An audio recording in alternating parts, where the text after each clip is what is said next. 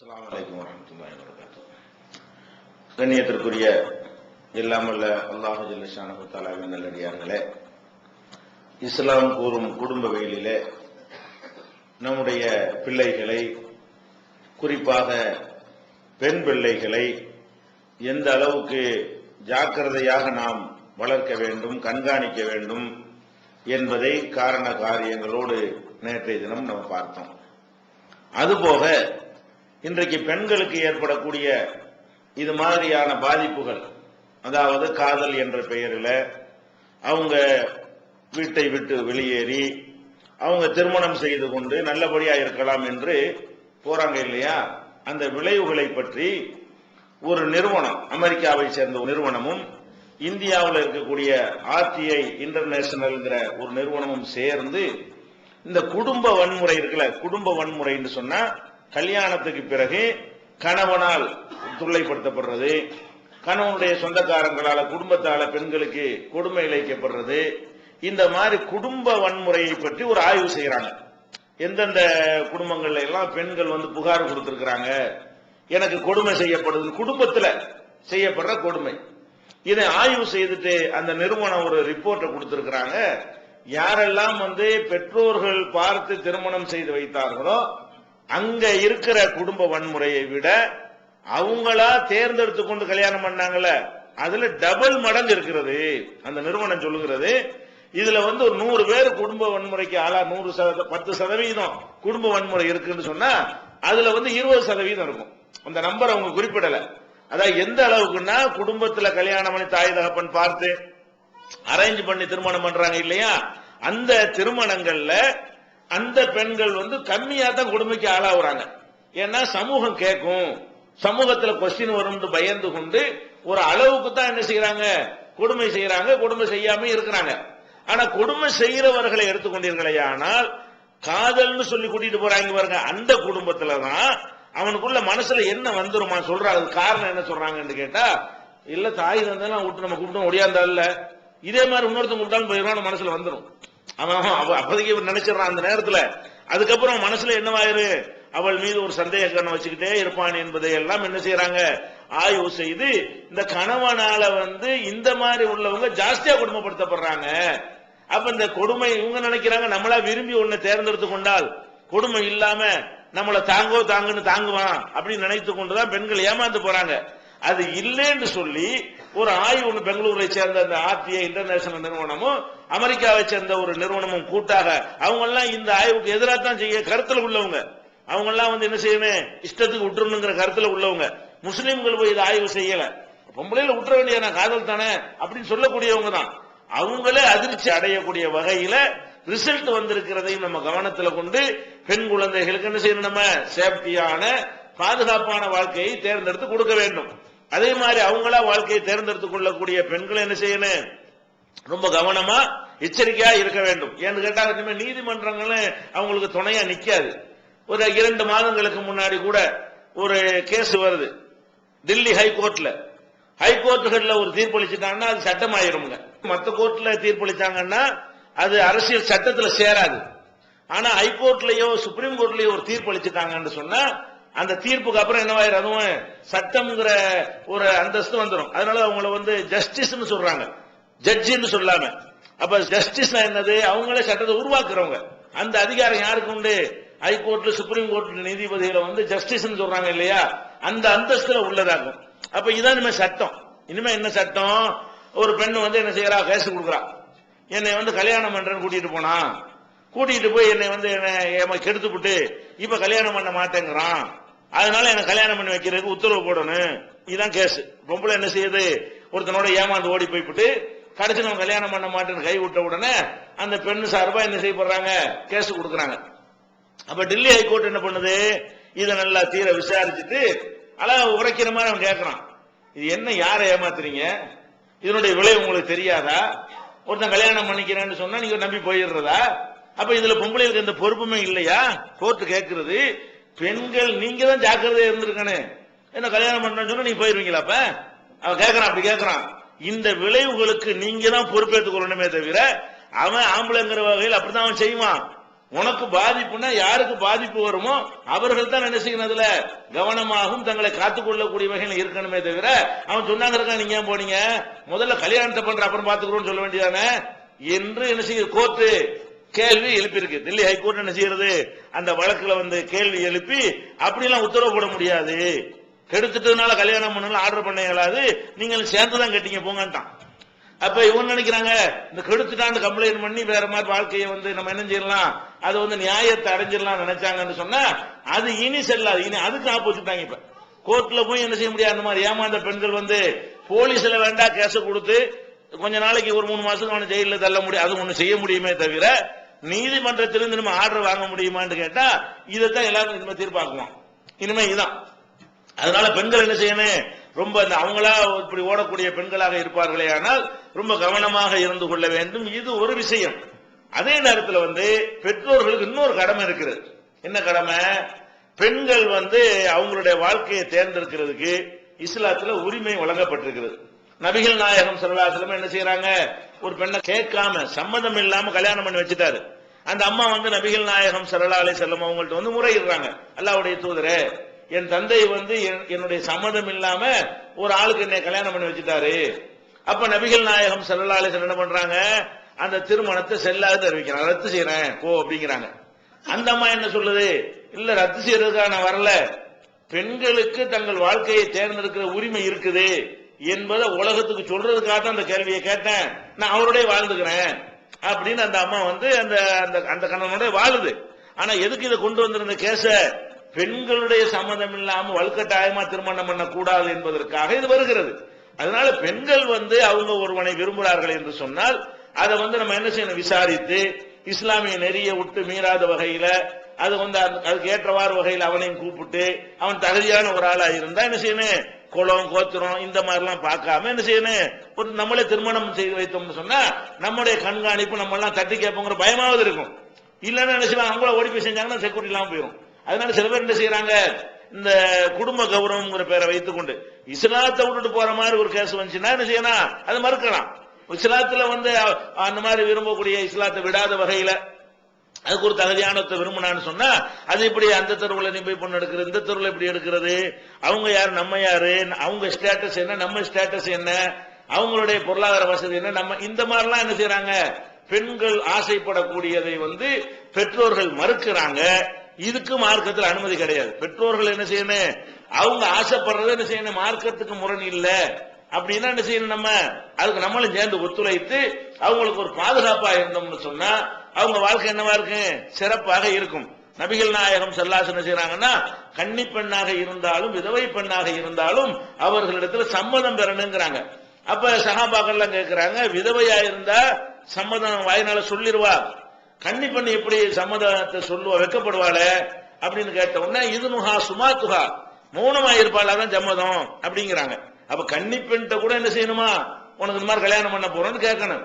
அவங்க பிடிச்சா என்ன செய்வாங்க, சும்மா இருந்துருவாங்க. பிடிக்கலன்னா பிடிக்கலன்னு சொல்றதுக்கு வெக்கம் வராது, பிடிக்குன்னு சொல்றதுக்கு தான் வெக்கம் வருமே தவிர வேணான்னு சொல்றதுக்கு வெக்கம் வராது. அப்ப என்ன செய்யணும், சும்மா இருந்தாங்கன்னா என்னது சம்மதம், மௌனம் சம்மதத்துக்கு அறிகுறிங்கிற அளவுக்காவது என்ன செய்யணும், கேட்கணும்ங்கிறாங்க ரசூல் ஸல்லல்லாஹு அலைஹி வஸல்லம் அவர்கள். அதனால பெற்றோர்கள் என்ன பண்ணணும், பிள்ளைகளை அடிமை மாதிரி நடத்திடாம அதுகளுக்கும் ஒரு ஆசைப்படக்கூடிய விஷயம் இருக்குது. அதை அவங்க பெற்றோர் என்ன செய்யணும், அதெல்லாம் கண்காணித்து இந்த மாதிரி விரும்புறியா என்கிட்ட சொல்லு, மார்க்கத்துக்கு வந்தா நானும் விசாரிக்கிறேன் என்கிற அளவுல இருந்து என்ன செய்யணும், அதுக்கு நம்ம பக்கபலமா உறுதுணையா நிக்கிற கடமையும் பெற்றோர்களுக்கு இருக்குது என்பதை நம்ம புரிந்து கொள்ள வேண்டும். அடுத்ததாக இந்த திருமணங்கள் இந்த மாதிரி தவறான ஒரு நிலைக்கு போறதுக்கு முன்னொரு காரணம் என்னன்னு கேட்டா, திருமணங்களை அநியாயத்துக்கு தாமதப்படுத்துவது. சமூகத்துல திருமணத்தை என்ன செய்யறாங்க, ரொம்ப 25-30 இந்த அளவுக்கு லேட் மேரேஜ் பண்ணாங்கன்னு சொன்னா அதனால என்ன ஆவாங்கன்னா, நமக்கு கல்யாணம் ஆகாது, இந்த வாப்பா நம்ம கல்யாணம் பண்ணி வைக்க மாட்டாரு, நம்ம அம்மா கல்யாணம் பண்ணி வைக்க மாட்டாங்க என்கிற ஒரு எண்ணம் வரக்கூடிய நேரத்திலும் அவங்களுக்கு வேற மாதிரியான ஒரு தொடர்புகளை நோக்கி அவங்க மனசு என்ன செய்யும், செல்லும். அப்ப அந்த மாதிரிலாம் என்ன செய்யக்கூடாது, நம்ம தான் கவனமாக இருந்து எப்ப அந்த பருவ வயசு அடைந்து வந்து விட்டார்களோ அப்ப இருந்தா நம்ம என்ன செய்யணும், தகுதியான மாப்பிள்ள இருக்கான்னு தேட ஆரம்பிக்க வேண்டும். அப்ப இருந்தா என்ன செய்யணும், கல்யாணங்கிற ஃபர்ஸ்ட் எப்பவுமே அதுக்குரிய முக்கியத்துவத்தை கொடுக்கணும். இவங்க சொல்ற கேட்டு 30 வயசுல பண்ணுங்க 40 வயசுல பண்ணுங்க, அது உடல் ரீதியாகவும் ஆரோக்கியத்தின் கேடு. அந்த மாதிரியான லேட் மேரேஜ் பண்ணார்கள் அவங்க பிரசவம்லாம் கஷ்டமாயி போயிடும். அந்த மாதிரிலாம் பண்றது வந்து நல்லது இல்லை சயின்டிபிக்கா. அதனால என்ன செய்யக்கூடாது, இந்த திருமணத்தை லேட் பண்ணாத வகையில எவ்வளவு சீக்கிரம் முடியுமோ அந்த மாதிரிலாம் பண்ணணும். அது காரணமான வரதட்சணை பத்தி ஏற்கனவே பேசிட்டோம். அந்த மாதிரிலாம் அதெல்லாம் இல்லாத வகையில தவிர்த்து கொண்டு சீக்கிரமாக திருமணம் செய்து வைக்கிற ஒரு மனோபாவம் நமக்கு இருக்குமையானால் அந்த வேற ஒரு நோக்கத்துக்காக எடுபட்டு போறாங்க இல்லையா, அதை தடுக்கலாம். நமக்கு கல்யாணம் பண்ணி வச்சிடணும் அப்பா அதே வேலையத்தான் இருக்காரு, நம்ம அம்மா அதுதான் இதா இருக்கிறாங்க, இப்ப என்னங்க அவசரம்னு சொல்லிட்டு என்ன செய்யறது, ஒண்ணு வழங்குறது இல்ல. இவங்க எந்த காலத்துல கொண்டு வழங்காம என்ன செய்யறது, இப்ப என்ன அவசரம் 25-30 வயசு ஆகி போயிடும். அதுக்கப்புறம் வேணாண்டுவான். அதெல்லாம் அதுக்கப்புறம் யாரும் என்ன செய்ய மாட்டான், அந்த பொண்ணை பார்த்தாலும் விருப்பம் இல்லாம போயிடும். ஒரு வயசுக்கு உள்ளதான் என்ன செய்வான், அல்ல அப்படி படைச்சிருக்கான். ஒரு குறிப்பிட்ட வயசுக்குள்ள இருந்தா தான் ஆண்கள் கூட என்ன செய்வாங்க, பெண் பார்க்கும் போது விரும்பக்கூடிய நிலைமை இருக்கும். அதையெல்லாம் கவனத்தில் கொண்டு சீக்கிரமாகவே என்ன செய்யணும், அது எவ்வளவு சீக்கிரம் முடியுமோ அதுக்கு ஏற்றவாறு திருமணத்தை செய்து வைக்கிற கடமையும் நமக்கு இருக்கிறது. இது ஒரு முக்கியமான விஷயம் குடும்பத்துல. அடுத்ததாக குடும்பத்தில் வரக்கூடிய இன்னொரு பிரச்சனை என்னன்னு கேட்டா, இப்ப ஆண்கள் வந்து பொருளாதாரத்தை தேடுவதற்காக வேண்டி வெளிநாடுகளுக்கு போறாங்க இல்லையா, அது இன்னைக்கு நிறைய குடும்பங்கள்ல ஒரு பெரிய பாரதூரமான பிரச்சனையாக உருவெடுத்திருக்கிறது. பணம் சம்பாதிக்கிறதுக்காக என்ன செய்யறாங்க, வெளிநாடு போறாங்க. பணம் சம்பாதிக்கிற எங்க வேண்டாலும் சம்பாதிக்கலாம். அதுல வந்து மார்க்கத்தில் என்ன இல்ல, பணத்தை சுருப்பில்லார் பூமி பூரா போய் திரிஞ்சு அலைந்து திரிந்து ஒப்புத்தவும் என் தொழிலா அல்லாஹ்வுடைய அருளை தேடுங்கள் நல்லா கட்டளை இட்டுட்டான். அதனால நீங்க எந்த நாட்டுக்கு வேண்டாலும் உலகத்தினுடைய எந்த மூலைக்கு வேண்டுமானாலும் போய் என்ன செய்யலாம், பணத்தை சம்பாதிக்கலாம். பணம் சம்பாதிக்கிறது ஒன்றும் பெரிய தவறு ஒன்றும் கிடையாது. ஆனால் இந்த பொருளாதாரத்தை சம்பாதிக்கிறோம் என்பது வந்து அது இரண்டாவதா இருக்க வேண்டும், அது ஃபர்ஸ்டா வந்துடக்கூடாது. பொருளாதாரத்துக்கு மேல எது ஃபர்ஸ்ட், நமக்கு குடும்ப வாழ்க்கை ஃபர்ஸ்ட். கணவன் மனைவியாக சந்தோஷமா வீட்டில் இருந்து கொண்டு நம்ம பிள்ளைகளை கண்காணித்துக் கொண்டு மனைவி கணவனை சந்தோஷப்படுத்தி கணவன் மனைவியை சந்தோஷப்படுத்தி ஒன்றாக இருந்து கொண்டு சம்பாதிக்கிற வாய்ப்பு இருந்தால் தான் என்ன செய்யணும், வெளிநாடுகளை நம்ம ஆசைப்பட வேண்டும். இல்லை என்று சொன்னா நம்ம மற்றவங்க பார்த்தோம்னு சொன்னா வெளிநாடுகள்ல எல்லாம் ஒரு 4000 ரியால் 4000 திர்ஹம் அளவுக்கு சம்பளம் வாங்குறவங்களுக்கு வந்து மனைவி அழைத்து வர்றதுக்கு வாய்ப்பு செஞ்செல்லாம் கொடுக்குறான். 4000 அந்த நாட்டு ரூபாய்க்கு வந்து 4000 ரியால் 4000 திர்ஹம் அளவுக்கு சம்பளம் வாங்கினா அவங்க என்ன செய்யலாம், மனைவிமாரெல்லாம் அழைத்துக்கிட்டு வர்ற அவன் கணக்கு பண்றான். 4000 ரூபாய் இருந்தா தான் அந்த நாட்டில் வாழ முடியும் அப்படின்னு கணக்கு பண்ணி அதுக்கான 1000 ரூபாய் சம்பளக்கான அனுமதிச்சுருவீங்க, அப்புறம் பிச்சருக்கு ஆரம்பிச்சிருவாங்க. அதுக்காக அவன் என்ன பண்றான், ஒரு குறிப்பிட்ட சம்பளம் இருக்கிறவங்களை தான் மனைவிமாரோடு அழைத்து வருவதற்கு விசாவும் அந்த அனுமதியும் அந்த கம்பெனிகள்ல கொடுப்பாங்க. அதுல என்ன 4000 ரூபான்னு வச்சிருக்காங்க, 4000 48,000 ரூபாய் அளவுக்கு வருமான மாச சம்பளம் வந்துச்சுன்னு சொன்னா அவர் என்ன செய்யலாம், மனைவியோடு சேர்ந்து வாழலாம். இந்த மாதிரி வாய்ப்பை இப்படி இருக்கிறவர்கள் கூட முஸ்லிம்கள்ல பயன்படுத்துறது கிடையாது. முஸ்லிம் அல்லாதவர்கள் என்ன செய்யறான், இந்த 4000 ரூபாய் சம்பளம் வந்துருச்சுன்னா உடனே மனைவியை கூட்டிட்டு போய் சந்தோஷமா இருக்க ஆசைப்படுறான். அங்க வெளிநாடுகள்ல கூட நம்ம ஆளுக்கு என்ன செய்யறான், அந்த மாதிரி வாய்ப்பு பெற்றவன் கூட நம்ம குடும்பத்தை வச்சிருந்தா 48,000 ரூபாய் செலவாகி போயிருமே, நம்ம பொண்டாட்டி அங்க விட்டோம்னா 5000 ரூபாய் சாப்பிட்டு 40 ரூபாய் மிச்சப்படுத்தலாமே இந்த காசைத்தான் கணக்கு பண்றானே தவிர மனைவியோட சந்தோஷமா இருக்கலாமே, மனைவி சந்தோஷமா இருப்பாள, வேற மாதிரியான ப்ராப்ளங்கள்லாம் வராம இருக்குமே என்று பார்த்து முக்கியத்துவம் கொடுக்கறது இல்ல. நம்ம சமூகத்தில் இந்த காசுக்கு ரொம்ப கூடுதலா என்ன செய்யறாங்க, முக்கியத்துவம் கொடுக்கறாங்க. காசுக்கு முக்கியத்துவம் வந்து குடும்பத்துக்கு அப்புறம் தான் இருக்கணும், குடும்ப வாழ்க்கைக்கு அப்புறம் தான் இதை கொடுத்துக் கொள்ள வேண்டும். இன்னும் சொல்ல போனா ரசூல் ஸல்லல்லாஹு அலைஹி வஸல்லம் அவர்கள் ஏற்கனவே உங்களுக்கு சொல்லி இருக்கிறோம், வணக்க வழிபாடுகளை காரணம் காட்டி கொண்டு ஒருவர் வந்து மனைவியோட சந்தோஷமா இருக்க மாட்டேங்கிறாரு, ராத்திரி பூரா வணங்குறாரு, பகல் பூரா நோன்பு வைக்கிறாரு, அதை கண்டிக்கிறாங்களே, இது வணக்கத்தை விட பெருசா பணம்? வணக்க வழிபாட்டுக்காக அல்லாஹ்வுக்காக வேண்டி அர்ப்பணிக்கிறங்கிற பேர்ல கூட கணவன் மனைவி சந்தோஷத்தை இழந்துடக்கூடாது என்று சொன்னால் காசுக்காக இழந்துடலாமா? அப்ப இந்த சந்தோஷம் என்பது வந்து அவரவர்களுக்கு எப்ப அந்த உணர்வுகள் வருது அப்போதைக்கு தேவைப்படும். அப்ப என்ன பெண்களை என்ன செய்யணும்னு கேட்டா, இந்த ஆண்கள் வெளிநாட்டுக்கு போவது என்ன செய்யணும், அவங்களுடைய தேவைகளை அனுசரித்து யோசிக்கணும்.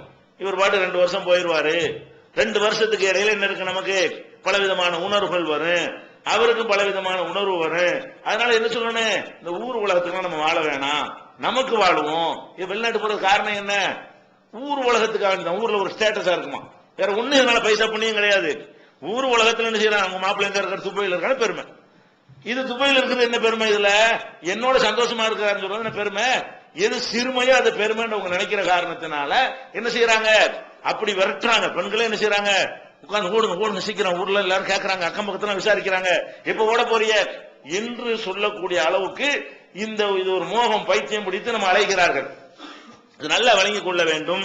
இது இந்த பணம்ங்கிறது இந்த அளவுக்குலாம் ஆசையா இருக்கக்கூடாது. பண அத்தாசை வேணும் தான். பணங்கிறது நீங்க நல்லா விளங்கி கொள்ளணும். எவ்வளவு நீங்கள் பணம் வச்சிருந்தாலும் சரி, அது ஒரு அளவுக்கு தான் அனுபவிக்கணும்.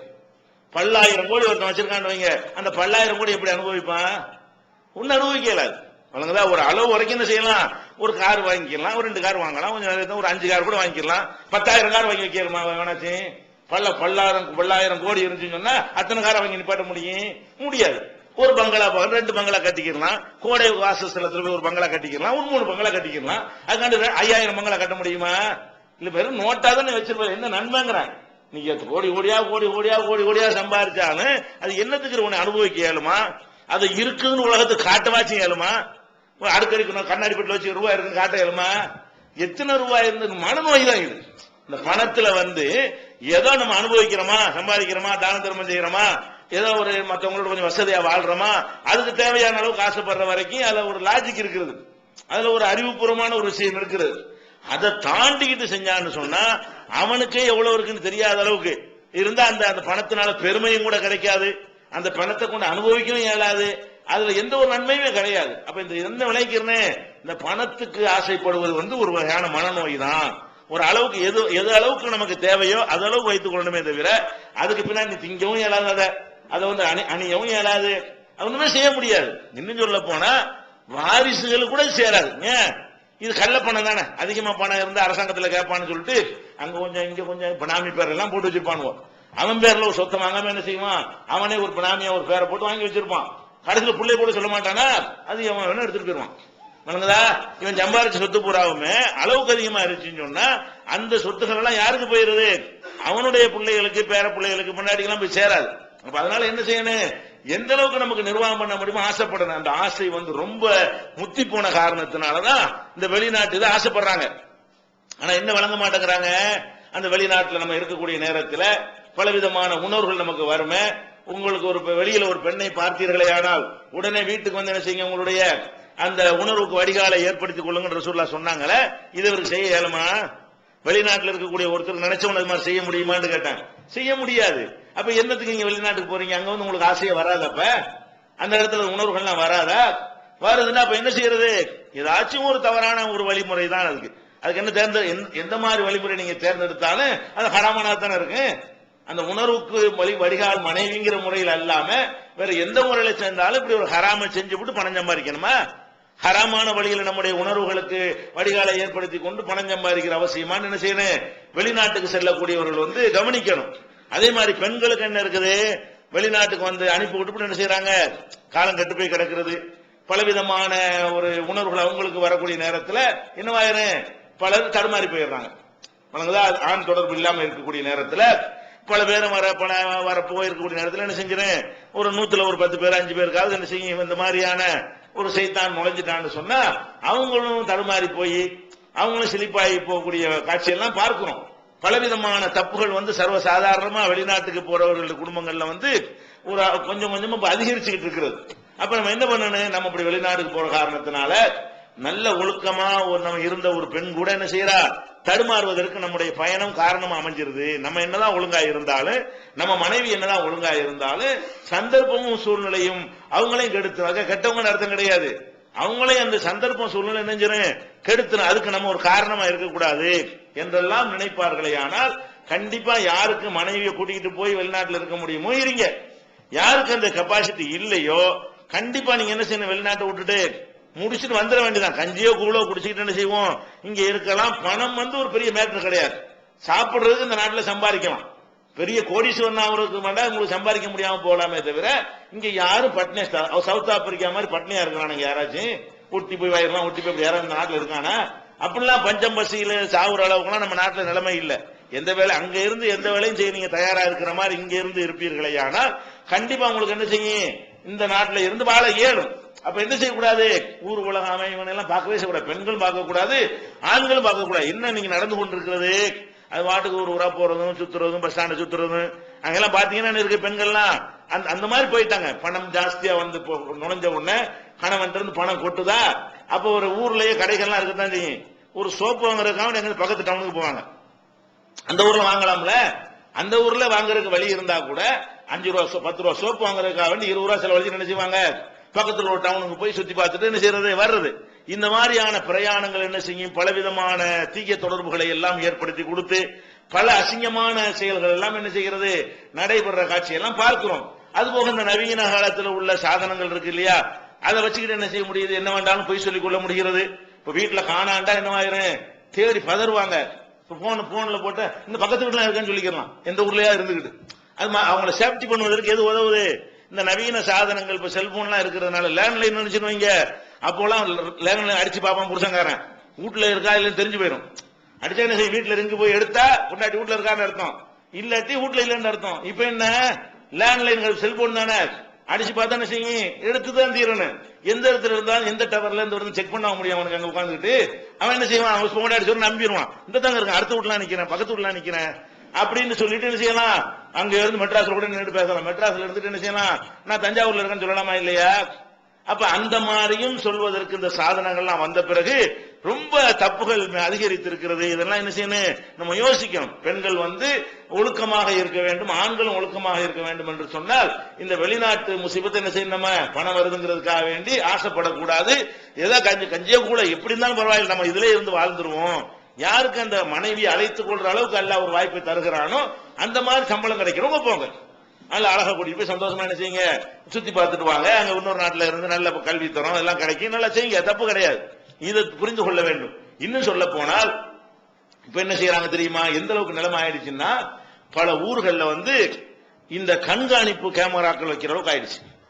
அதாவது வீடுகளில் இருக்கக்கூடிய பெண்கள் வீட்டுல தங்காம ஊர் சுத்துறார்கள் என்கிற ஒரு பிரச்சனை ஆகி போய் அது பல ஜமாத்துகள்ல கொஸ்டின் ஆகி போனவங்க என்ன செய்யறாங்க, ஜமாத்துகள்லயே தெருக்கள் பூரா இப்ப கேமராக்கள் கிட்டத்தட்ட ஒரு 5-6 ஜமாத்துல தமிழ்நாட்டுக்கு வச்சுட்டாங்க. நீ நவீன டெக்னாலஜி வச்சுதான் நீ ஏமாத்துற செல்போனை வச்சுக்கிட்டு. அதே மாதிரி அவன் என்ன செய்யறான், நவீன டெக்னாலஜியை வச்சு ஒவ்வொரு தெருவுலையும் கேமரா போட்டுருது.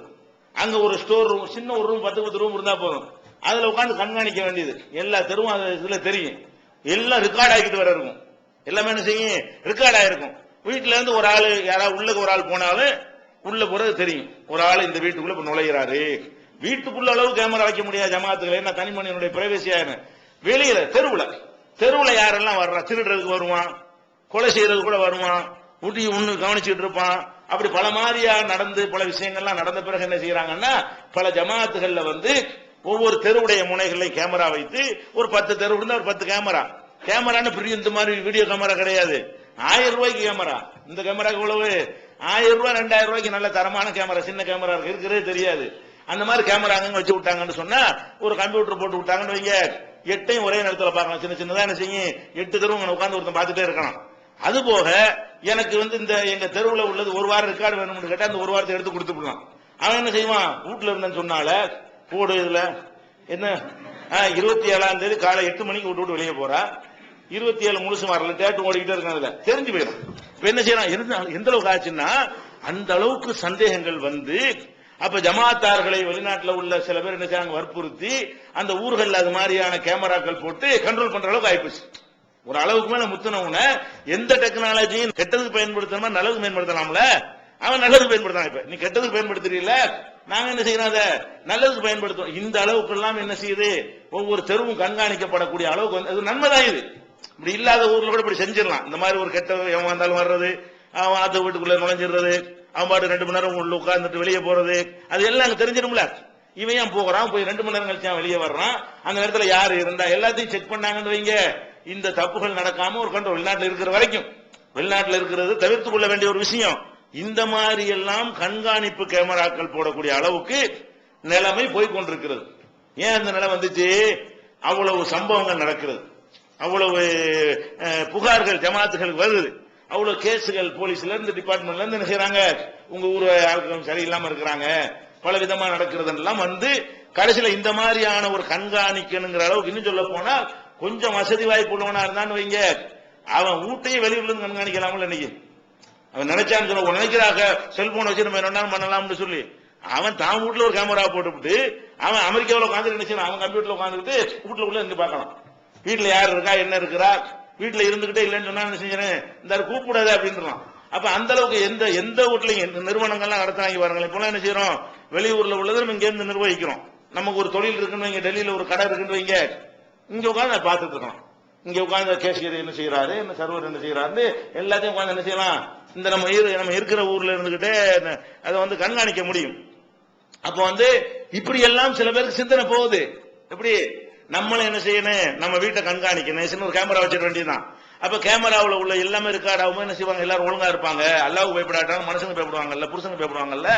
அந்த மாதிரியான அளவுக்கு ஒருவர் மீது ஒருவர் சந்தேகம் வருவதற்கெல்லாம் என்ன காரணமா இருக்கிறது, இந்த வெளிநாட்டு பயணங்கள் வந்து ரொம்ப பாரதூரமான விளைவுகளை ஏற்படுத்து என்பதையும் நம்ம புரிந்து கொள்ள வேண்டும். அதே மாதிரி பெண்களை பொறுத்த வரைக்கும் எதுக்கு எடுத்தாலும் வெளியூர் போறாங்க. மார்க்கத்துல வந்து வெளியூர் போறதுக்கு வந்து வெளியே போறதா இருந்தால் மகரம் எல்லாம் போக கூடாது. எந்த ஒரு பிரயாணத்தை மேற்கொள்வதா இருந்தாலும் அண்ணன் தம்பி அது மாதிரியான துணையோட தான் போகணும். ஆனா சில ஜமாத்துகள் என்ன பண்றாங்கன்னு கேட்டா, மார்க்கத்தை பேன்றோங்கிற பேர்ல பொம்பளைய துணைக்கு அனுப்பி விட்டுறது, துப்பட்டி துணைன்னு பேரு. அதாவது ஒரு பொம்பளை போக கூடாது ஊரை விட்டு வெளியே, 2 பொம்பளைய சேர்ந்துட்டு போய்க்கலாம் அப்படின்ற உடனே இதுக்கு வந்து இந்த மாமா மாதிரி பொம்பளையில மாமி வேலை பார்க்கறது இருப்பாங்கல்ல, அந்த மாதிரி பொம்பளையோட சேர்ந்து கொண்டு கிளம்பிடுது. அவங்க போய் என்ன செய்ய, கூட்டிட்டு போற வேலையை செய்யறது. 2 ஆளா போனா ஊர்ல குற்றம் கிடையாது. பல ஜமாத்துக்கள் சட்டம் என்னது, அதுக்கு பேர் துப்பட்டி துணைன்னு வச்சிருப்பாங்க. பொம்பளை சேர்த்து ஒரு பொம்பளை போய்க்கலாம். அப்ப இது மார்க் என்ன சொல்லுது, ஒரு மகரமோட போன்னு சொல்லுது. ஒரு பொம்பளை வெளியூர் போறதா இருந்தா அண்ணனோட போ, தம்பியோட போ, வாப்பாவோட போ, சின்னாப்பாவோட போ, அந்த மாதிரி தான் போகணுமே தவிர இந்த மாதிரி போகக்கூடாது என்று மார்க்கம் சொல்லும் பொழுது இவங்க என்ன செய்யறாங்க, ஒரு பொம்பளையோட சேர்ந்துட்டு போகலாம். இது எப்படி, எந்த வகையில் இது வந்து எதுக்கு மார்க்கத்தில் சொன்னிச்சு, அதுக்கு இது உதவுமா, இது உதவ மாட்டேங்குது. மகரமுடைய கண்காணிப்பு மாதிரி ஊர்ல உள்ள பொம்பளைக்கெல்லாம் இருக்குமா, இருக்காது. அப்ப இதை வந்து கவனிக்காம என்ன செய்யறாங்க, இந்த மாதிரிலாம் செய்யறாங்க. மார்க்கத்தை பொறுத்த வரைக்கும் உங்களுக்கு வந்து வெளியே போறது ஆதாரபூர்வமான ஹதீஸ் அடிப்படையில் உள்ள சட்டம் என்னன்னு கேட்டா, 12 மைல் தூரமா இருந்தால் என்ன செய்யலாம், போயிட்டு தனியா போயிட்டு வரலான்னு இருக்கிறது. அதுக்கான போய் தங்குறது சொல்றதுக்கு அனுமதி கிடையாது. இந்த 12 மைலுங்கிறது என்னது, போயிட்டு காலைல போயிட்டு சாயந்தரம் வர்ற மாதிரி உள்ள தூரத்தில் ஒரு தேவைகள் இருந்துச்சுன்னு சொன்னா போயிட்டு வரலாமே தவிர 12 மைலுக்கு அப்பால உள்ள தூரத்துக்கு போறதா இருந்தால் என்ன செஞ்சாவனு, மகரம் வேணும். ஒரு பெண் வெளியே போறதா இருந்தால் 12 மைல் ஒரு பரீதுன்னு வருது, ஒரு பரீதுன்னா 12 மைல். 12 மைல்னா நம்ம காலத்தில் உள்ள மைல் கணக்குப்படி. அப்ப அந்த 12 மைல் தூரத்துக்கு தான் என்ன செய்யலாம், ஒரு பெண்ணு வந்து 12 மைல கணக்கு வச்சுக்கிறங்க.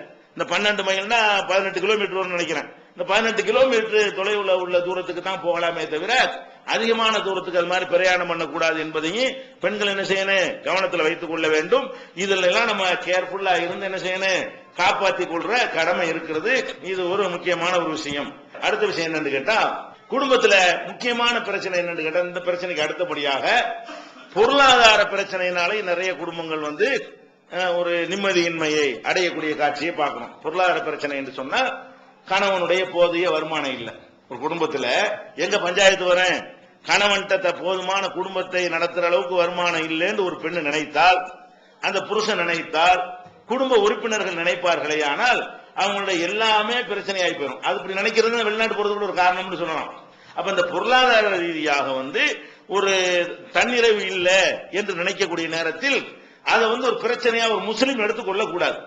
ஏன், நம்ம என்ன நம்பணும், பொருளாதாரத்தை பொறுத்த வரைக்கும் அல்லாஹ் வந்து திறமை அடிப்படையிலேயோ அல்லது நல்லவன் கெட்டவன் என்ற அடிப்படையிலேயோ அல்லாஹ் அதை தருவது கிடையாது. உங்க கணவருக்கு போதுமான வருமானம் இல்லைன்றவுன அவர் திறமையற்றவர் நினைச்சிடக்கூடாது.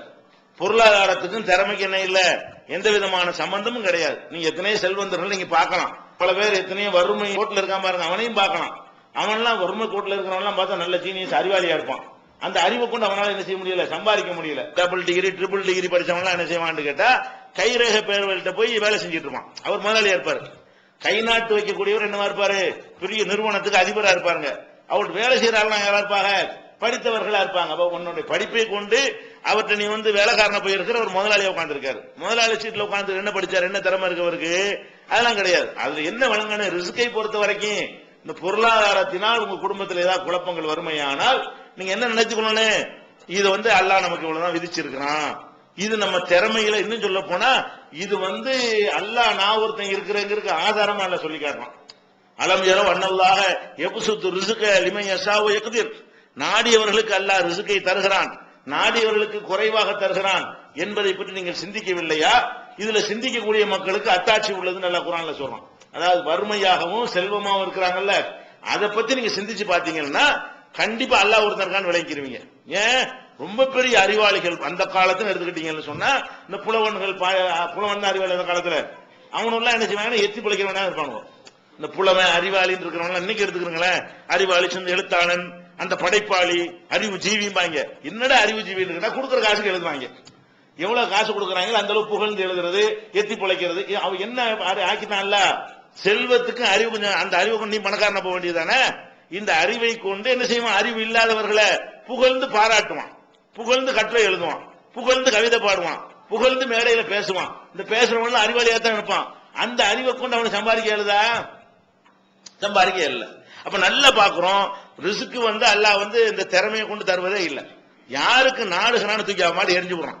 நாடுறவனுக்கு என்ன செஞ்ச ரிஸ்க்கு கிடைச்சிருது. அதனால நீங்கள் பொருளாதார ரீதியாக உங்க குடும்பத்தில் வறுமையானால் நம்ம இஸ்லாம் கூறும் பொருளியல்ங்கிற தலைப்புல ஒரு மாசம் முழுசா அந்த பொருளாதாரத்தை பற்றி நம்ம விரிவா விளக்கி இருக்கிறோம்.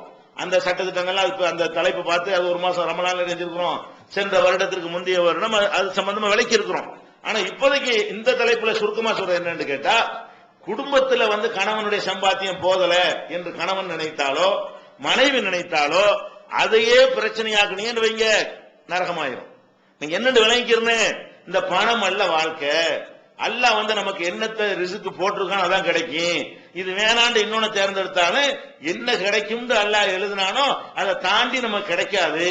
இந்த நம்பிக்கை வந்துருச்சுன்னு சொன்னா பொருளாதாரம் என்பது பிரச்சனையா இருக்காது. குடும்பத்தில் நிம்மதியை குலைப்பதற்கு அது காரணமா இருக்காது. நபிகள் நாயகம் ஸல்லல்லாஹு அலைஹி வஸல்லம் சொல்றாங்க, வாலம் அன்னல் உம்மத்த ல விஜித்தமாஅத் அலா யன்ஃபுக பிஷையின் லம் யன்ஃபுக பிஷையின் லா பிஷையின் கதபஹுல்லாஹு லக.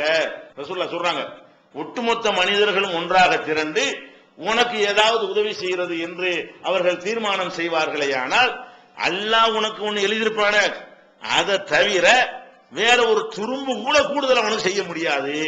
ரசூல் ஸல்லல்லாஹு அலைஹி சொல்றாங்க, உலகமே திரண்டு உன்னை கோடீஸ்வரன் ஆக்கணும் அப்படின்னு வந்தாலும் அப்படி அல்லாஹ் எழுதினா தான் அது ஆக்க இயலுமே தவிர இல்லைன்னா என்ன செய்ய முடியாது, ஒன்னும் நடக்காது. அப்படின்னா என்ன அர்த்தம், ரிஸ்கை பொறுத்த வரைக்கும் நமக்கு அல்லாஹ் ஒன்றை விதிச்சுட்டான்னு சொன்னா வந்துடும். சில பேரை பார்ப்போம், 10 வருஷத்துக்கு முன்னாடி பார்த்தா முசாபிர் பிச்சைக்கார மாதிரி இருந்திருப்பான். இன்னைக்கு பார்த்தா அவன் பாட்டு பெரிய பெரிய கார்லையும் போயிட்டு ஆச்சரியப்படுவோம். எப்படி அதெல்லாம் சொல்ல முடியாது. இவனா இப்படி நேற்று வரைக்கும் இப்படி கிடந்தான், அவனா இப்படி இருக்கிறான், பேப்பர் போட்டுட்டு இருந்தான் அவனா, டீ மாஸ்டரா இருந்தான் அவனா இப்படி கோடி சொன்னா போயிட்டான்னு கேட்கறமா இல்லையா. அதனால அல்லாஹ் எழுதியிருக்கிறான் அவனுக்கு, இவன் இத்தனை வருஷம் அள்ளி கொட்டு அல்லாஹ் எழுதிட்டான்னா அவன் பணக்காரன் ஆயிடுவான். அதனால இந்த பொருளாதார ரீதியாக அப்படி சிக்கல் வந்தால் இந்த ஹதீஸ் நீங்க நினைச்சு பார்க்கணும். அதே மாதிரி உல விஜித்தமும் அலா எல்லோருக்கும் செய்யும், எல்லாரும் சேர்ந்து உனக்கு கேடு செய்யணும், உன்னுடைய பணத்தை எல்லாம் புடிங்கிருன்னு என்று திட்டம் போட்டாலும் அல்லாஹ் எழுதியிருப்பான, அதை தவிர வேற ஒன்னை உன்னிடமிருந்து எடுத்து விட முடியாது. இது நபிகள் நாயகம் ஸல்லல்லாஹு அலைஹி சொல்லிட்டு ருஃபியாத்தில் அக்லாம், எழுதுகோள்கள் உயர்த்தப்பட்டு விட்டன. அல்லாஹ் ரெக்கார்டு எழுதுறான், எழுதுறது களம் வைத்திருக்கிறான், எழுதிட்டான்ல, எழுதி சுருட்டி வச்சாச்சு, போ இனிமே கத்தி வேலை கிடையாது, உனக்கு என்ன எனக்கு என்ன எல்லாத்தையும் எழுதி முடிச்சுட்டேங்கிறான் அல்லாஹ். அப்ப ருஃபியாத்தில் அக்லாம், பேனாக்கள் உயர்த்தப்பட்டு விட்டன. அதே மாதிரி ஜுஃபத்தி சுஹுஃபு, ஏடுகள் சுருட்டப்பட்டு விட்டன. இன்னுமே முடிவு செய்யற விஷயம் இல்ல அது. உங்களுக்கு பணத்தை தருவது, ஏழையாக்குறது, எவ்வளவு தருவது என்பதெல்லாம் இன்னைக்கு உட்கார்ந்துட்டு எல்லாம் யோசிச்சுட்டு இருக்கல, அது எப்பவோ எழுதி எப்பவோ சுருட்டி முடிச்சு வச்சாச்சு, அதான் கிடைக்கும். அதனால உழைச்சிட்டு இருக்கணுமே தவிர அது கடமை என்பதற்காக வேண்டி பாடுபடணுமே தவிர, பாடுபட்டு நமக்கு இவ்வளவுதான் கிடைக்குதுன்னு சொன்னா அல்லாஹ் நமக்கு இவ்வளவுதான் தந்திருக்கிறான், இப்போதைக்கு தந்திருக்கிறான், அது கூட நிரந்தரம் கிடையாது. இப்போதைக்கு இவ்வளவு தந்துட்டு நாளைக்கு பெருசா தந்துடலாம். இன்னைக்கு உள்ள டேட்ல நமக்கு இவ்வளவுதான் இருக்கிறது, அது நமக்கு கிடைத்து விட்டது. அப்படி ரெண்டு பேரும் ஆணும் பெண்ணும் திருப்தி அடைந்து கொண்டார்களே, ஆனால் பணத்தை வைத்துக் கொண்டு என்ன வராது, சண்டை வராது. பொருளாதாரத்தில் சண்டை குடும்பத்தில் வருதா இல்லையா, என்ன தந்துட்டியா பெருனா வந்தா சண்டை, நல்லது கெட்டது வந்தா சண்டை, அந்த வீட்டுல தந்தாங்க இந்த நாள் அப்படி கேட்கறாங்களா இல்லையா, அது வேணும் இது வேணும்னு கேட்கறாங்க. அவனுக்கு கெப்பாசிட்டி இருக்காது, அதுல பஞ்சாயத்து வருது. என்ன விளங்கிருன்னு, இருக்கிறதை கொண்டு வாழ்வதற்கு வழங்கி கொள்ள வேண்டும், அது ஒரு முக்கியமான விஷயம். ஒருத்தர் ரசூல் ஸல்லல்லாஹு அலைஹி வஸல்லம் ஒருத்தர் யாசகம் கேட்டு வர்றாரு. யாசகம் கேட்டு வந்தோன்னு என்ன செய்யறாங்க, ஒரு பேர்ச்சம்பழம், அங்க பேர்ச்சம்பழம் தான் அந்த இடத்துல இருக்குது, எல்லாம் முடிஞ்சு போச்சு நேரத்தில் வர்றாரு போல இருக்கு. அந்த பேர்ச்சம்பழத்துக்கு அவர்கிட்ட கொடுக்குறாங்க. கொடுத்து என்ன செய்யறாங்கன்னு கேட்டா, புதுஹா இத வச்சிக்க, இதான் இப்ப இருக்குது வச்சிக்க, லவ்லம் தாத்திஹா, நீ இப்ப இதை கேட்கறதுக்கு வரலன்னு வை, வரலன்னு சொன்னா இல்ல அத்தத்துக்க இது ஒன்ட்டு வந்திருக்கும், இது இந்த பேச மூலம் உனக்குண்டு எழுதியாச்சு, அதை கடந்திருக்கு. எல்லாரும் கேட்டு வாய்ப்பு உனக்கு பேச கடந்திருக்கு. அதை நான் இப்ப தர்றேன், நீ இப்ப வரலன்னு வை, வரலன்னு கவலைப்படாத, இது ஒன்னே தெரிய வந்துடும். உனக்குன்னு எழுதியாச்சுல, அது என்னத்தையாவது பண்ணி என்ன செய்வான் அல்ல, நீ வராட்டாலும் அது ஒன்னே தெரிய வந்துரும்பா. அப்படி ரசூல் என்ன சொல்றாங்க, லவ்லம் தாத்திகா, இதை வாங்குறதுக்கு நீ வரலன்னு சொன்னா இல்ல அத்தத்துக்கு அது முன்னிடத்துல வந்து விடும். இதுதான் மூமெண்ட் நம்ப வேண்டியது. இதை மட்டும் கரெக்டா நம்ம நம்பணும்னு வைங்க, காசு பணம் பஞ்சாயத்தே கிடையாது. இது இப்னு ஹிப்பான்ல ஆதாரப்பூர்வமா இடம்பெற்ற ஒரு ஹதீஸ். அதே மாதிரி ரசூல் ஸல்லல்லாஹு அலைஹி சொல்றாங்க, இன்னல் ரிஸ்கல யத்லுபுல் அப்த கமா யத்லுபுஹு அஜலுஹு. ஒரு மனிதன்கிட்ட ரிஸ்க் தேடி வரும், எந்த மாதிரி தேடி வரும்னு கேட்டா அவனுடைய சாவு எப்படி தேடி வருமோ. நீ எங்க இருந்தாலும் சாவு செத்துருவீல, நீ எங்க இருந்தாலும் உனக்கு சாவு வரக்கூடிய நேரம் வந்து அணிஞ்சிரும். நீ ஊரை விட்டு மாறினா சாவுலும் தப்பிச்சுக்கிறேமா. நீ எங்க இருந்தாலும் உன்னுடைய சாவு மரணம் எப்படி உன்னை விரட்டி கொண்டு வருமோ அதே மாதிரி ரிஸ்க்கு விரட்டிட்டு வந்துடும். வழங்க நீ என்ன நினைக்கிற, வெளிநாட்டுக்கு போனா தான் வரும், மார்க்கத்தை விட்டுலாம் போகணும்னு நினைக்கிற, அதெல்லாம் கிடையாது. உனக்கு அல்லாஹ் எழுதிட்டான்னு சொன்னா மார்க்கத்தை மீறாம என்ன செய்ய, ஒழுங்கா பண்ணிட்டே இரு. வர வேண்டியது வரும், கிடைக்க வேண்டியது கிடைக்கும். கிடைக்காம இருந்தால் இன்னும் நிலம் நினைக்கிறேன்னு எவ்வளவுதான், அல்லாஹ் போட்டது அவ்வளவுதான், நமக்கு அல்லாஹ் புரோகிராம் பண்ணவில்லை அப்படின்னு நினைத்துக் கொள்ள வேண்டும். அப்ப இதுவும் இப்னு ஹிப்பான்ல ஆதாரப்பூர்வமாக இருக்கிறது. அதே மாதிரி ரசூல் ஸல்லல்லாஹு அலைஹி வஸல்லம் சொல்றாங்க, லா தஸ்தபுதிஉ ரிஸ்க, ரிஸ்க் வந்து தாமதமாகுதே என்று நீங்கள் கருதி விடாதீர்கள். ரொம்ப கஷ்டப்பட்டு உழைக்கிறோம், இன்னும் கிடைக்க மாட்டேங்குது, 2 வருஷமா கஷ்டப்படுறோமே முன்னேறலையே, 10 வருஷமா கஷ்டப்படுறோமே முன்னேறலையே, 15 வருஷமா கஷ்டப்படுறோமே முன்னேறலையே, லேட் ஆகுது. அவன்ல 2 வருஷத்துல கோடீஸ்வரனா போயிட்டானே, நம்ம 25 வருஷத்துல லட்சாபதி ஆகலையே நினைக்கிறோமா இல்லையா? ஒருத்தர் 2 வருஷத்துல கோடீஸ்வரனா போயிட்டான்னா நம்ம 25 வருஷத்துல லட்சம் கூட சம்பாதிக்கல என்ன நினைக்கிறோம், லேட் ஆகுது, நமக்கு மட்டும் லேட் ஆகுது, அவனுக்கு மட்டும் சீக்கிரம் கிடைச்சிருச்சு. அது ரசூல் ஸல்லல்லாஹு அலைஹி வஸல்லம் சொல்றாங்க, லா தஸ்தப்திஉ ரிஸ்க, ரிஸ்க் வந்து லேட் ஆகுதே என்று நீங்க நினைத்து விடாதீர்கள். இன்னஹு லன் யமூத்தல் அப்து, ஒரு அடியான் சாகவே முடியாது. ஹத்தா யப்லுகு ஆகிரு ரிஸ்கின் ஹுவலஹு, கடைசி அவனுக்கு கிடைக்கக்கூடிய ஒரு உணவு இருக்குதே அது அவனுக்கு கிடைக்காத வரைக்கும் சாக மாட்டான். நீ ஏன் போட்டு பதவிட்டு கிடக்குற, உனக்குன்னு உங்களுக்கு 1 கிலோ இந்த பொருள் கிடைக்கும் எழுதிட்டா அந்த ஒரு கடைசி கிராம் வரைக்கும் நீ திங்காம வெளியே மோத்த முடியாது. உனக்கு 10 டன் அரிசியால எழுதிட்டான்னு வை, அந்த 10 டன் தின்னுதான் சாவுவ. அப்பயே போல ஆழ்த்திக்கிட்டு இருக்கிற, நீ திங்கக்கூடிய அரிசி 10 டன்னு அல்ல 1 டன் எல்லாம் எழுதிவிட்டான்னு வை, அப்ப என்ன செய்ய, அது நீ தின்னுட்டு தான் சாவுவையே தவிர அந்த ரிஸ்க் மிச்சமா இருக்கும் சாவ போறது இல்ல. அப்பயே மட்டும் அழுத்திக்கிட்டு இருக்கிற, ஒரு அளவுக்கு உழைச்சிட்டு இருக்கணுமே தவிர. ரசூல் அப்படி சொல்றாங்க, ஆகிர் கடைசி ரிஸ்க் இருக்குத அதை திங்கிற வரைக்கும், அது உனக்கு கிடைக்கிற வரைக்கும் நீ வந்து சாவு உனக்கு வராது. அப்ப நம்ம என்ன, இதுவும் ஹாக்கிம்ல இப்னு ஹிப்பான்ல எல்லாம் ஆதாரப்பூர்வமாக பதிவு செய்யப்பட்ட ஹதீஸ் தான். அதனால இந்த பொருளாதார ரீதியாக குடும்பங்கள்ல பிரச்சனை வரும்பொழுதுதான் நம்ம என்ன நினைக்கணும், அல்லாஹ் வந்து ரிஸ்கை பொறுத்த வரைக்கும் அவன் டிசைட் பண்றான். நம்ம கணவருக்கு திறமை குறைவுனால இந்த பணம் கம்மியா வரல, அவர் என்னதான் திறமை இருந்தாலும் சரி அல்லாஹ் எழுதினா தான் கிடைக்கும், அவரால் என்ற அளவுக்கு பாடுபட்டு வர்றாரு, அதுதான் அல்லாஹ் தர்றான். அதுக்குள்ள நம்ம என்ன செய்வோம், வாழ்க்கையை அமைத்துக் கொள்வோம். அவன் அப்படி நினைத்துக் கொள்ள வேண்டும். அப்ப நமக்கு என்ன, நம்ம திறமை இல்லை நினைச்சிருக்கோம். எத்தனை திறமையால அடுத்த ஆளுக்கும் அட்வைஸ் கொடுப்பாங்க, அவன் முன்னேற மாட்டான். ஏன், அல்லாஹ் எழுதல, அவ்வளவுதான். அவனுக்கு 1000 பேர் பெரிய வல்லுநர் ஆக்குறாங்க, அதை தொழிலா பண்ணிட்டு இருக்கிறாங்க. உங்களுக்கு ஏற்றுமதி ஆலோசனை தருவோம், இறக்குமதி ஆலோசனை தருவோம் பாங்க. உண்மையில அவன் ஆலோசனை கேட்டு பெரிய பெரிய கோடி சொன்ன போயிடுறாங்க. அவன் உட்கார்ந்து தருவான், சீட்ல உட்கார்ந்து என்ன செய்யணும், இறக்குமதி ஆலோசனை ஏற்றுமதி நீ செய்ய வேண்டிய 2000 இல்ல நசீப் இல்ல வணங்குதா. அப்ப அந்த மாதிரி எத்தனை பேரை கோடீஸ்வரனா ஆக்கக்கூடியவர்கள் எல்லாம் கூட தங்கள் அளவுக்கு என்ன செய்யறாங்க, அவங்க அதே நிலையிலே உட்கார்ந்து கொண்டிருக்கிற காட்சினா நீங்க பாக்குறீங்க. அதனால இந்த பொருளாதார விஷயத்தை பொறுத்த வரைக்கும் நீங்கள் வந்து ரிஸ்க்னா சோறு மட்டும் கிடையாது. நீங்க வந்து ஒரு 1/2 கிலோ தங்கத்தை அணிஞ்சிருவீங்க வாழ்க்கையில, நல்லா எழுதுனான்னு வைங்க. இப்ப 50 கிராம் தான் இருக்கா, இன்னும் 450 கிராம் தங்கம் வராம சாவ மாட்டீங்க. ஏன் போட்டு ஆழ்த்திக்கிறீங்க, நல்லா எழுதினான்னு வைங்க. 500 கிராம் உனக்கு போட்டாச்சுன்னு சொன்னா இப்போதைக்கு 50 தான் இருக்கா, நீங்க என்ன செய்யணும், நமக்கு எழுதுனதா இருக்கு 500 அல்ல எழுதிருந்தான்னு வைங்க, எப்படி வந்துடும், அதுக்கு முந்தி மூத்து வராது. அப்படின்னு நினைச்சா ஏன் நமக்கு இப்ப வருது பிரச்சனை வருது, மன உளைச்சல இருக்காதுங்க. அப்படி பெரிய சுமை இறக்கி வச்ச மாதிரி போயிருவாங்க. எந்த பிரச்சனை, வீடே இல்ல வாடகை வீட்டுல இருக்கிறீங்களா, என்ன செய்யணும், சொந்த வீட்டுல தான் நான் இருப்பேன் அல்ல எழுதிட்டா வராமே போயிரு போகுது, வாடகை வீட்டுல தான் இருந்தாகணும் அல்ல எழுதிட்டா மாறாம போகுது. நீ இருக்கிற காலத்துக்கு நீ வாடகை வீடு தான் நல்லா எழுதிட்டான்னு வைங்க, வாடகை வீடு தான், அதுக்கு என்ன செய்யறது, முயற்சி பண்ணி பார்ப்போம். கடைசி வரைக்கும் ஒர்க் அவுட் ஆகட்டேன்னு விளைக்கிறேன்னு நமக்கு எழுது நசீபு வாடகை வீடு முடிஞ்சு வச்சுக்காத. அல்ல சொந்த வீடு தான் எழுதிட்டான்னா கிடைக்கும், உட்காந்து வெயிட் பண்ணு, அல்ல இருந்தாலும் செய்யும், கிடைக்கத்தான் செய்யும். இப்படி எல்லாத்துக்கும் எடுத்து பாருங்களேன். எல்லா மேற்றையும் பாசு பணம் தொழில் எந்த விஷயமா இருந்தாலும் சரி, இந்த ஒரு ஹதீஸ் பெரிய ஒரு டானிக்கு மாதிரி ரசூல் ஸல்லல்லாஹு அலைஹி வஸல்லம் சொல்றாங்க. இதை நீங்கள் யாபத்தில் வைத்துக் கொண்டீர்களே, ஆனால் குடும்பத்தில் இந்த பொருளாதாரம்ங்கிற ஒரு காரணத்திற்காக வேண்டி என்ன செய்யாது, குழப்பம். அதுல சண்டைகள்லாம் வர்றது, எடுத்து தர்றது பத்தல, பஞ்சாயத்து என்னது, நீ எடுத்த புடவை இது ஒரு புடவையான மூஞ்சில் எரியறா ஒரு பொம்பளை, அவன் வருமானத்துக்கு தகுந்த மாதிரி ஏதோ ஒண்ணு எடுத்து கொண்டாந்து கொடுத்தான்னு சொன்னா, இதெல்லாம் யாரு கட்டுவா, மனுஷன் கட்டுறதான்னு கேட்டா என்ன அப்படி இடிஞ்சு போயிருவானா இல்லையா? இதெல்லாம் பல குடும்பங்கள் நரகமாகிறது காரணமா இருக்கிறது. அதனால இந்த காசு பணத்தை பற்றி நமக்கு என்ன செய்யணும், தெளிவான பார்வை இருக்க வேண்டும். இது ஒரு விஷயம். இன்னும் சொல்ல போனா இதுக்கு ரசூல் ஸல்லல்லாஹு அலைஹி வஸல்லம் சில டெக்னிக்குகளை சொல்லி தர்றாங்க. என்ன டெக்னிக்கு?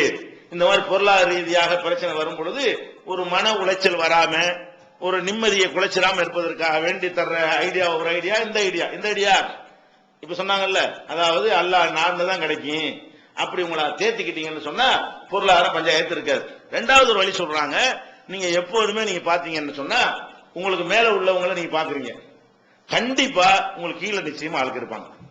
உங்களுக்கு உங்க புருஷன் 5000 ரூபாய் சம்பளம் வாங்கிட்டு வர்றான்னு வைங்களேன், ஆனா நீங்க என்ன செய்றீங்க, பக்கத்து வீட்டுல 10,000 ரூபாய் வாங்குறேன்னு நீங்க பாக்குறீங்க, 2000 ரூபாய் வாங்குறேன் கண்டிப்பா அவனை பாருங்க. நீங்க எப்படி பாக்கணும், நீங்க 10,000 ரூபாய் வாங்குறவன பாத்தீங்கன்னா அவனோட கம்மி மாதிரி தெரியும். நீங்க எப்படி பாத்துக்கிறேன்னு, உங்களை விட கீழே உள்ள ஆளை பாருங்க, தன்னால மனசு ரிலாக்ஸ் ஆயிருமே. எவ்வளவு 2000 ரூபாய்க்கு கஷ்டம், நம்ம எவ்வளவு பரவாயில்ல. இந்த 2000 ரூபாய் இல்லாம பிளாட்பாரத்தில் கிடக்குது, அதை விட நம்ம எவ்வளவு பரவாயில்ல. நம்ம கிழிஞ்ச சேலையை வாங்கி ஒட்டு போட்டு தச்சு உடுத்திட்டு இருக்கிறாங்களே, அதுக்கு இந்த சேலை எவ்வளவு பரவாயில்ல. நீயா 10,000 ரூபாய் படிச்சல கட்டணும்னு போய் பாக்குற, உன் புருஷன் இருக்கிற தகுதிக்கு தகுந்தவா 2000 ரூபாய்க்கு ஒரு புடவை எடுத்தா என்ன செய்யணும், நீ 1000 ரூபாய் புடவை வச்சுக்கிட்டு இருக்காங்க, அவங்கள பார்க்க வேண்டியது தானே. 500 ரூபாய் புடவை கட்டிட்டு வாழ்ந்துட்டு தானே இருக்கிறாங்க, 100 ரூபாய் புடவை கட்டிட்டு வாழ்ந்துட்டு இருக்கிறாங்களே. பழச அயன் பண்ணி விற்கிறோம், அதை வாங்கி உடுத்திக்கிட்டு மக்கள் வாழத்தானே செய்யுது.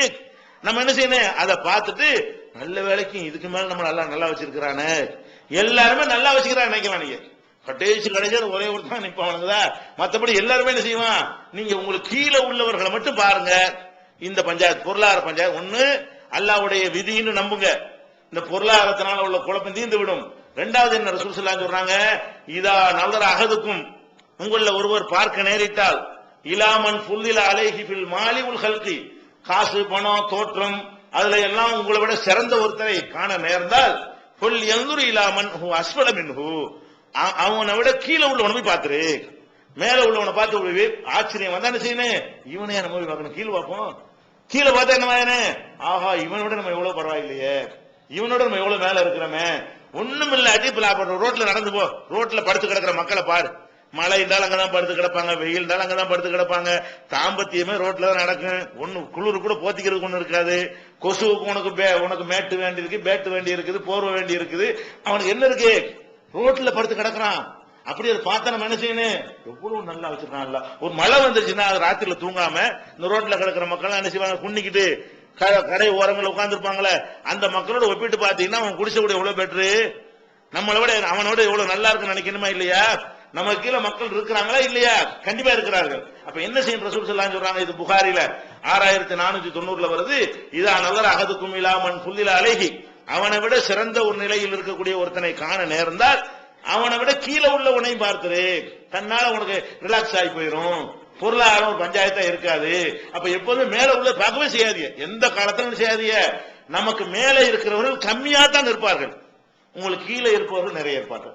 நம்பர்ல எடுத்துக்கொண்டால் கூட கோடீஸ்வரன் எவ்வளவு இருப்பான், ஊருக்கு 4 கோடீஸ்வரன் இருப்பானா, பிச்சைக்காரன் 4000 பேர் இருப்பானே. அப்ப உனக்கு மேல உள்ள அந்த 4 பேர் பற்றி முடிக்கிறிய, 4000 பேருக்கு மேல உன்னை நல்லா வச்சிருக்கிறானே, 2000 பேருக்கு மேல நீ நிக்கிற, உனக்கு கீழே 2000 பேர் இருக்கிறான், உனக்கு மேல 50 பேர் தான் இருக்கிறான். உனக்கு மேல 50 பேர் இருக்கிற பத்தி நீ பொறாம போடுற, உனக்கு கீழே 10,000 பேர் இருக்கிறான், அவனை பத்தி பொறாம போட மாட்டேங்கிற, அவன் உன்னை பத்தி பொறாம போடுவானா இல்லையா? அப்ப நம்ம என்ன செய்யணும், கீழே உனக்கு கீழே மக்கள் இருக்கிறார்கள் நினைச்சு பாருங்க, பொருளாதாரம் ஒரு பஞ்சாயத்தா இருக்காது. இதை நம்ம என்ன செய்யணும், பொருளாதார ரீதியாக நமக்கு எந்த மாதிரியான பிரச்சனை வந்தாலும் இதை நினைச்சேன்னா ஆறுதல் ஆயிரும். பணம் இல்லைங்கிற பிரச்சனை என்னவாயிரும், குடும்பத்துல விவகாரமா இருக்காது. அடுத்து என்ன ரசூல் ஸல்லல்லாஹு அலைஹி வஸல்லம் வழி சொல்றாங்க, ஒன்னு இந்த விதியை நம்ம சொல்றாங்க, ரெண்டாவது கீழே உள்ளவனை பாருங்கிறாங்க, மூணாவது என்னன்னு கேட்டா பொருளாதாரமே தான் எல்லாம் நினைக்காத. பொருளாதாரம் அதிகமாக இருந்தும் ஒரு மனிதனுக்கு அது நிம்மதியை கொடுக்காமல் போய்விடும், பொருளாதாரம் குறைவாக இருந்தும் ஒரு மனிதனுக்கு அது என்ன செய்யும், நிம்மதியை கொடுக்கக்கூடியதாக இருக்கும். அந்த பொருளாதாரத்தினால் நிறைவேறக்கூடிய காரியங்கள் இருக்குல்ல, அதனை யோசிச்சு பார்த்தேன்னு சொன்னா அல்லாஹ் வந்து இறையச்சம் உடையவங்களுக்கு, நல்ல மக்களுக்கு மறைமுகமான பரக்கத்து என்கிற ஒரு அருளை தருகிறான். அந்த பரக்கத்துங்கிற ஒரு அருளை கொண்டு என்னவாயிரும், கம்மியான காசுல அதிக தேவைகள் நிறைவேறும். நிறைய காசுல அது கம்மியான தேவைகள் நிறைவேறும். யாருக்கு? சில ஆளுக்கு, பரக்கத்து இல்லாத ஆளுகளுக்கு. அப்ப 1 லட்ச ரூபாய் அவனுக்கு மாசம் வருமானம் வருதும்பாங்க. கடைசியில பாத்தீங்கன்னா 1 லட்ச ரூபாய் வர்றது மட்டும் நெசமா இருக்கு. அவனுக்கு நோய் நோட்டி அது அந்த டெஸ்ட் இந்த டெஸ்ட் அது இதுன்னு பாத்தீங்கன்னு சொன்னா மாசத்துக்கு 1 லட்ச ரூபாய் செலவாயிட்டு இருக்கும்.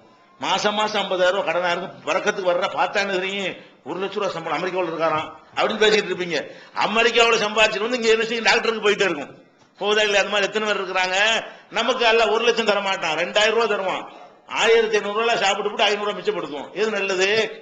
அந்த 1 லட்ச ரூபாய் வந்து 1.5 லட்ச ரூபாய் செலவழிக்கிறது நல்லதா, 2000 ரூபாய் வந்து ஒரு நோய் நொடி இல்லாம ஒரு குரோஷன்ல எல்லா பஞ்சாயத்து நமக்கு தான் வந்துச்சுன்னா என்ன செய்யும், ஒரு தலைவலிந்து ஒரு குரோஷனை போட்டுட்டு 1 ரூபாயில கதையை முடிச்சுட்டு போயிருமா இல்லையா? அவனுக்கு என்ன செய்யும், இதே தலைவலி அவனுக்கு வந்து சொன்னா டாக்டர் போய் ரத்த டெஸ்ட் எடுங்க, அதை எடுங்க, 15,000 ரூபாய் பில்லு. அப்ப வந்து இந்த தலைவலியை போக்குறது உனக்கு வந்து 50 காசு மாத்திரை போனோம் போதுமானதா இருக்கிறது, இன்னொருத்தருக்கு 15,000 ரூபாய் வேண்டியதா இருக்கா இல்லையா? அப்ப இந்த 15,000 விட 50 காசு பறக்கத்தானே. இந்த 50 காசு என்ன பறக்குது? அதே தலைவலி, அதே காய்ச்சல், அதே வயிற்று வலிய எது நீக்குது? இந்த மாத்திரை நீக்கி விடுகிறது, கஷாயம் நீக்கி விடுகிறது, பச்சை தண்ணி நீக்கி விடுகிறது, சின்ன ஒரு தூக்கம் நீக்கி விடுகிறது. அதே நேரத்தில் சில பேருக்கு பெரிய பணத்தை கொடுத்து என்ன செய்வான், அல்ல அதுக்கு செலவழிக்க வைப்பான். அப்படி என்ன செய்வான், போ நீ அந்த டாக்டர் பொண்ணு, இந்த டாக்டர் பொண்ணு, ரத்தத்தை எடு, அது குழுப்பை எடு, எக்ஸ்ரே எடு, ஸ்கேன் எடு, எல்லாம் பில்ல பார்த்தா என்ன செஞ்சிடறேன், 5 மாசம் சம்பளம் அதில் போயிடும். இப்படிலாம் இருக்கா இல்லையா? நம்ம அடுத்து என்ன நினைக்கணும், பரக்கத்துன்னு ஒண்ணு இருக்கு. நம்ம என்னதான் செஞ்சாலும் ரொம்ப ரொம்ப பணத்துக்கு ஆசைப்படக்கூடாது. கொஞ்சத்தை தந்தா கூட இந்த கொஞ்சத்தில் நம்ம தேவையெல்லாம் நிறைவேற்றுவான். எந்த அளவுக்கு ரசூலுல்லாஹ் சொல்றாங்க, மூமின் வந்து 1 வயதுக்கு சாப்பிடுறான், காபீர் வந்து 7 வயதுக்கு சாப்பிடறான்னு சொல்றான். பால் கொடுப்பாங்கல்ல, ஏற்கனவே சொல்லி இருக்கிறோம். பால் கொடுக்குமே என்ன செய்யறாரு, அவரோட குடிச்சிட்டே இருக்கிறாரு. இஸ்லாத்தை தள்ளணும்னா ஒரு ஒட்டகத்து பால் அவருக்கு போதுமானதா இருக்குது. அப்ப ரசூலுல்லாஹ் என்ன சொன்னாங்க, மூமின் வந்து 1 வயதுக்கு சாப்பிடுகிறான், ஈமான் இல்லாதவன் 7 வயதுக்கு 7 மடங்கு சாப்பிடுறான். அப்ப ஈமான், எங்க அஜர்த்து கூட ஒருத்தர் இருந்தார். அவர் என்ன சொன்ன, பிள்ளைய சாப்பிட கூட்டு போவார்ல, விருந்து கூட்டு போனார்னா பரக்கத்துல ஒரு நம்பிக்கைன்னு பாருங்களேன். விருந்து கூட்டு போனார்னா பிஸ்மில்லா சொன்ன அடிப்பாரு. பிஸ்மில்லா சொன்னாங்க, நம்ம வீட்டுலதான் பிஸ்மில்லா சொல்லணும். வெளியூர்ல வேற வீட்டுக்கு போனா ஏன் அப்படின்னு கேட்டா அப்ப ரொம்ப திங்கலாங்கிறாரு. அதாவது விருந்துக்கு போனோம்னா பிஸ்மில்லா சொன்னிட்டு வைங்க, கம்மியா எடுத்துருமா, கொஞ்சம் சாப்பாடுல வயிறு நிறைஞ்சிருமா. அவர் செய்யற தப்பா இருந்தா கூட பிஸ்மில்லாவோட ஒரு நம்பிக்கைன்னு பாருங்க, பரக்கத்துல நம்பிக்கை. நம்ம வீட்டுல சாப்பிட்டா பிஸ்மில்லா சொல்லிக்கிறீங்க, கம்மியான சாப்பாட்டுல வயிறு நிறைஞ்சிரும். அடுத்த வீட்டுல சாப்பிட கூப்பிட்டாங்கன்னா பிஸ்மில்லா சொல்லாத, அப்பதான் நிறைய வெட்டலாம் அப்படிங்கிற அளவுக்கு பரக்கத்தை வழங்கி வச்சிருக்காங்க. அந்த பரக்கத்துங்கிறது அந்த மாதிரி ஒண்ணு இருக்கு. நம்ம நம்பணும். அல்லாஹ் நினைச்சான்னு சொன்னா என்ன செய்வான், குறைஞ்ச செலவுல நமக்கு எல்லாத்தையும் பூர்த்தி ஆக்கி தருவான். இதெல்லாம் விளங்கி நடந்து கொள்ள வேண்டும். அடுத்து இந்த பொருளாதார சம்பந்தமாக இறுதியாக நம்ம பேச வேண்டியது என்னன்னா, சொத்து பிரச்சனை ஒண்ணு இருக்கு. குடும்பங்கள் என்ன இருக்குது, நிறைய பேருக்கு விவகாரமே சொத்துனாலதான். சொத்து பிரச்சனைகள், பெண்களுக்கு சொத்து இல்ல, அந்த பிரிச்சு கொடுக்கறதுல உள்ள தகராறுகள்லாம் பெரிய பாரதூரமான ஒரு விளைவை ஏற்படுத்தி கொண்டிருக்கிறது. அது அந்த தலைப்போடு நாளைக்கு என்ன செய்வோம், நம்ம உரையை நிறைவு செய்வோம். அஸ்ஸலாமு அலைக்கும்.